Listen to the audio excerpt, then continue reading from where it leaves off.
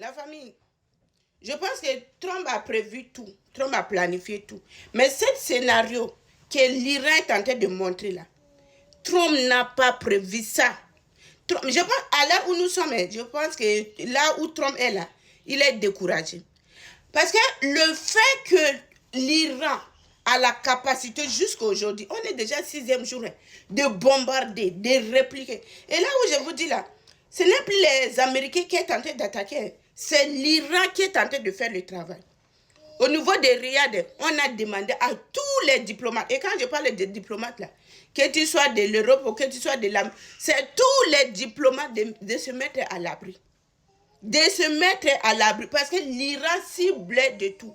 Et au niveau de Azerbaïdjan là, vous voyez, Azerbaïdjan est loin, mais l'Iran est parti frapper au niveau de Azerbaïdjan. Au niveau de l'aéroport de Azerbaïdjan, l'Iran est parti frapper là-bas. Donc, si vous comprenez bien, on sait déjà que la guerre est devenue déjà générale. Pour stopper ce qui est en train de passer là, moi je ne sais pas. Si au moment où nous sommes là, je pense, je ne sais plus. Si vous voyez bien, les Américains ne tirent pas comme au début. Ils n'attaquent pas comme au début. Mais l'Iran, c'est le travail que l'Iran est en train de faire là, qui va les arrêter. On va discuter comment. Même les États-Unis aussi veulent qu'ils discutent. Mais eux, ils ne veulent pas discuter. Mais on va aller où? C'est ça le vrai problème.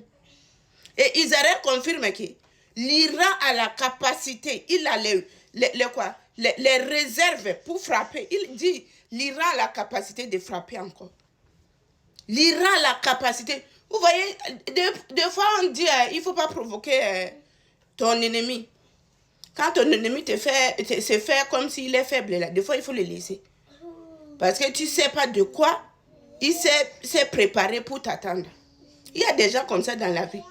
Quand vous avez des conflits avec la personne et que vous voyez que la personne a décidé de se calmer, collaborez, faisons votre truc ensemble.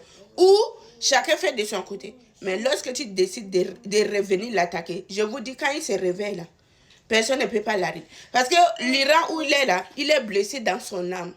Il est blessé dans son âme et il ne peut plus. Comme eux-mêmes, ils disent, la personne qui devait rester à négocier là, il n'est plus. Et ils vont parler de quoi? Donc, pour parler, c'est la parole de guerre. C'est le dialogue de guerre qu'ils vont faire. C'est compliqué la situation. C'est compliqué. Et je vois comme si l'Iran est en train de pousser.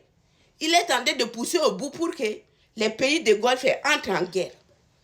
Que ce soit l'Europe, je ne sais pas les stratégies que l'Iran a eues, mais je pense qu'en ciblant toutes ces choses-là, il veut à tout prix que, ou c'est la 3e guerre mondiale qui passe, qui doit déclencher, ou je ne sais pas, ou il veut faire comme ça, et lorsque les autres vont répliquer, et que la Russie ou la Chine ou quoi entre dans le jeu, je ne sais pas, sinon pas à l'heure où nous sommes là, on est déjà débordé de la situation. Trump même est assis par terre, lui-même il ne sait plus quoi dire.